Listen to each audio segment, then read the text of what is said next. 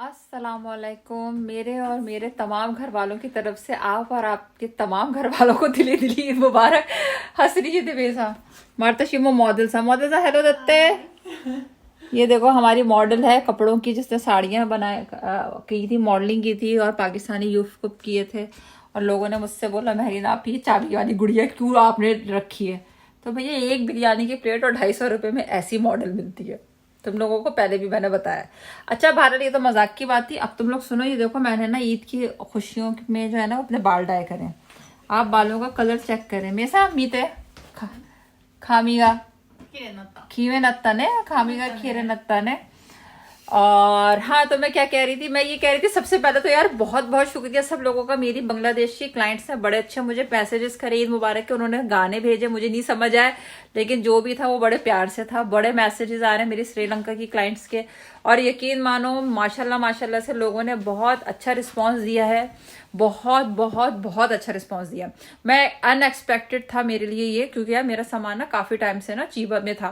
तो मैं ये सोच रही थी यार ये मतलब इतने अच्छे ब्रांड के कपड़े टाइम ही नहीं मिल रहा था. फिर वो मैंने मंगवाया और फिर 2 से 3 दिन में अल्हम्दुलिल्लाह सारा का सारा स्टॉक आउट हो गया. अभी भी थोड़े से कपड़े पड़े सुबिया जी के पास, वो आ जाएंगे तो फिर इंशाल्लाह. अच्छा एक चीज मैं कहना चाहूंगी, मेरी पूरी कोशिश होती है कि मैं आप लोगों को भरपूर भरपूर फैसिलिटेट करूं. मेरे पास टोक्यो से क्लाइंट्स आए, मैं उनको स्टेशन लेने गई और उनको पिक एंड ड्रॉप स्टेशन से दिया. स्टेशन मेरे घर के से ना 4 मिनट की ड्राइव पर है. वो आई, मैंने उनको जो है वो पैसों का डिस्काउंट भी किया. कुछ ऐसी थी लड़कियां जो आ नहीं सकती थी कपड़े पिक करने ना, वो पार्सल का उनको था थोड़े से कि मतलब हम आ नहीं सकेंगे, हमारे हस्बैंड हैं थोड़ा सा खिबिशी हैं या सख्त हैं या वॉट एवर. मैं गई बाकायदा जाकर उनको पार्सल देकर आई. इसके अलावा कुछ की बजट नहीं था ज्यादा, तो मैंने फिर कपड़े उनको थोड़े कम करके दी, क्योंकि मैंने कहा यार ईद है सब कपड़े पहने. तो जितना ज्वेलरी मैंने एक्स्ट्रा करके दी, जितना मैं कॉपरेट कर सकती थी अपने क्लाइंट्स के साथ मैंने उसको कॉपरेट किया. उसका नतीजा आपको पता है क्या निकला? उसका नतीजा ये निकला कि ये सारे क्लाइंट्स ने मुझसे अगले की बुकिंग कर ली है. जो लाइव पाकिस्तान में होगा मुझे नहीं पता कि पाकिस्तान वाले फिर मुझे गालियां देंगे, तेरी माँ की तेरी बहन की, तुमने हमें क्यों नहीं कपड़े दिए. क्योंकि अभी जब लाइव हुआ था तो उसमें सारे ड्रेसेस जापान के क्लाइंट्स ने बुक कराए थे, जो ऐसे लाइव था टोपी सा. तो उस पर भी पाकिस्तानियों ने मुझे मैसेज करा जब आपने जापान में कपड़े देने थे तो आपने पाकिस्तान में लाइव क्यों किया. तो मेरी कोशिश ये होती है कि मैं आपको भरपूर फैसिलिटेट करूं और आप बिलीव करें अपनी पैकिंग, अपनी चीजें, अपना हर कुछ मैंने बड़े तरीके से किया. और अल्लाह ने उसका मुझे ये अजर दिया कि यही क्लाइंट्स जिनके पास मेरा सामान गए हैं वो दोबारा से मेरे साथ सामान ले रहे हैं. 25-25 हजार 30-30 हजार के लोगों के पैकेज बना के दिए मैंने. और फिर उसके अलावा और भी मेरे पास पार्सल्स हैं जो इंशाल्लाह ईद के बाद मैं निकालूंगी. तो एक छोटा सा वाकया आपकी खिदमत में अर्ज करना चाहती हूँ कि जो लोग नेगेटिव होते हैं, एक तो मुझे बहुत ज्यादा क्रिटिसिज्म का सामना करना पड़ा. बच्चों का ख्याल रखो, घर का ख्याल रखो और ये है वो. देखें अल्लाह ताला ने हर एक को एक अलग अलग से कैपेसिटी दी है. कुछ लोग ऐसे होते हैं जो शिकार करते हैं, उसे काटते हैं, उसे बनाते हैं और फिर खाते हैं. कुछ लोग ऐसे होते हैं जो सामान होते हुए भी घर में पका के खा नहीं सकते. तो अल्लाह ताला ने हर एक को डिफरेंट एक क्वालिटी दी. किसी का 24 घंटे में पूरा नहीं होता, किसी का 2 घंटे में पूरा हो जाता है. किसी के हाथ में अल्लाह इतनी बरकत देता है कि छोटी सी जिंदगी में वो इतने सारे काम कर लेता है, किसी की इतनी लंबी जिंदगी में इतने से भी काम नहीं होते. तो ये ना चीजों में वो होता है, लोगों के लिए आसानी पैदा करे अल्लाह आपके लिए आसानी पैदा करेगा. एक बहुत अच्छा वाकया आप लोगों की खिदमत में अर्ज कर रही हूँ, दिमाग की बत्तियां जला के सुनना मेरी बहनों. Mughal Azam, everybody knows about the Mughal Azam. Mughal Azam बहुत जबरदस्त फिल्म थी दिलीप कुमार की और उसकी थी मधुबाला की. जब वो मधुबाला का और दिलीप कुमार के बहुत ही रोमानी जो है वो सीन शूट हो रहा था, बहुत ही रोमानी फिल्म सीन शूट हो रहा था. तो उसके जो डायरेक्टर थे वो के आसिफ थे. के आसिफ ने बोला यार ये इतना रोमांटिक जो है वो सीन हो रहा है, तानसेन की जो है वो मौसीकी थी, तो कोई ऐसा गुलकार लाया जाए जिसकी मौसीकी में जान हो. तो वो जान जो थी वो कैसे आए, बहरहाल वो जो थे कौन था यार वो मुझे याद नहीं आ रहा, बड़े गुलाम साहब थे जो बहुत अच्छे जो है वो संगीतकार थे या गुलकार थे.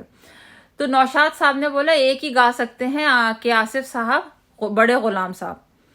तो लेकिन वो फिल्मों के लिए नहीं गाते. के आसिफ ने बोला मुझे लेकर चलो, मुझे बस जाना है. तो के आसिफ ने बोला कि बस जिद लगा ली. तो बाहर वो लेकर चले गए. जब वो बड़े गुलाम साहब के पास गए जो गुलकार थे, कहा कि आप जो है वो इतनी अच्छी मौसीकी करते हैं, मुझे अपने मुग़ल आज़म में जो है ना ये गाना आपसे गवाना है।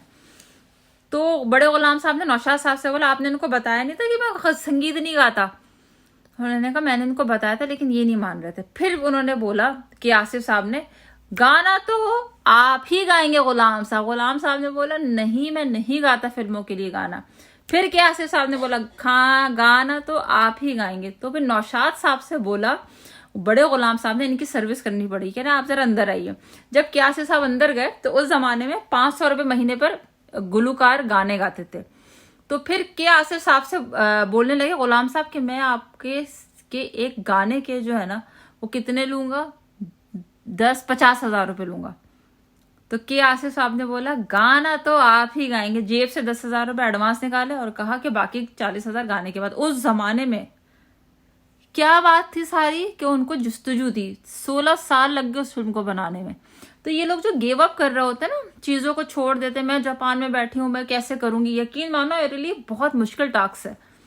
मेरे लिए एक मॉडल ऐसे कपड़े नहीं बनाए कि अम्मी ने भेज दी अब्बू ने भेज दी, बाकायदा मैंने पूरा सेटअप बनाया पाकिस्तान में, टेलरों का सेटअप बनाया, लाइफ का सेटअप बनाया, चीजों का सेटअप बनाया, इंतहाई प्रोफेशनल मेरे कपड़े बने। मैं गारंटी के साथ आपको बोल रही हूँ, जिसके पास गए उससे पूछा आप कितने अच्छे कपड़े बने। लड़कियां जो है ना जापान में आपको पाकिस्तानी करेंसी में कपड़े मिलेंगे। तो वो जब एक उनकी लगन थी कि गाना तो गुलाम साहब आप ही गाएंगे, तो वही वाली चीज थी। मैंने भी सोचा था कि यार मैंने ये काम करना है और इस काम को मैंने पाए तकमील तक पहुंचाना है। लोगों ने बहुत वो किया, ऐसा वैसा फलाना ढिमाका। मुझे सिर्फ अल्लाह की जात रोक सकती है, अदरवाइज कोई भी नहीं रोक सकता। मैं बहुत जुनूनी हूँ काम में। आप बिलीव करें 3-3, 4-4 बजे तक टेलरों के साथ मैं वीडियो कॉल पे बात करती थी, चीजें ले रही होती थी, ऑनलाइन कपड़े उठा रही होती थी, ऑनलाइन पूरा सिस्टम चला रही होती थी। आज मैं सुकून से सोऊंगी क्योंकि सबसे बड़ी बात यह कि आप लोग सब मेरे से सेटिस्फाइड हैं। और अभी का जो पूरा सेशन है वो पूरा बुक्ड हो चुका है। मुझे नहीं पता अब लाइव जब होगा वहां पे कौन मैसेज करेगा, कौन मैसेज नहीं करेगा, क्या होगा क्या नहीं होगा, मुझे बिल्कुल आइडिया नहीं। सिर्फ जो मेरे कपड़े चीबा में पड़े हुए सिर्फ वही मेरे पास मौजूद है। अदरवाइज अभी मेरे पास सिर्फ एक मैक्सी और एक साड़ी पड़ी है और अल्हम्दुलिल्लाह अल्लाह के करम से सब लोग सेटिस्फाइड हैं। तो ये वाली चीज है कि गाना तो आप ही गाएंगे। क्या आसिफ साहब ने जितनी जिद के साथ उस फिल्म को बनाया, आज तक लोग 70 साल हो गए उस फिल्म को याद रखते हैं। तो कभी भी कोई काम करे ना और कोई बोले ऐसा नहीं होगा वैसा नहीं होगा, कभी आप ये चीज दिल पे लेकर मत जाएं। आप कहेंगे नहीं होगा ऐसा, जो नहीं होगा वही हम करेंगे। लोग पागल समझते हैं, बेवकूफ समझते हैं, और यकीन माने दुनिया की हिस्ट्री पागल लोगों ने बदली है, सही लोगों ने थोड़ी बदली है। तो ये जो मैंने आपको मुग़ल आज़म वाली स्टोरी सुनाई थी, इससे सबक लीजिएगा, दुआ में याद रखिएगा। वो क्या देख रही हो मुझे, समझ तो तुम्हारे कुछ आ ही नहीं रहा होगा। ये देखो देख रही हो मुझे, समझ तो उसके कुछ आ ही नहीं रहा होगा, हंस रही है बस। पाता वो ब्यूटीफुल है, मुझे पता है ये बात कि मैं ब्यूटीफुल हूँ। अब तुम नजर ना लगा देना मुझको। दुआ में याद रखिएगा। और मेरी तरफ से आप और आपके तमाम घर वालों को दोबारा से ईद मुबारक। और all of you I love you. Like कर लो, चैनल को सब्सक्राइब कर लो। बहुत सारे अच्छे अच्छे आप लोगों को हिस्ट्री के वाक़यात मैं सुनाऊंगी। और शॉपिंग करें हमसे और हमारे चैनल को लाइक और सब्सक्राइब करें। बहुत शुक्रिया, thank you thank you thank you.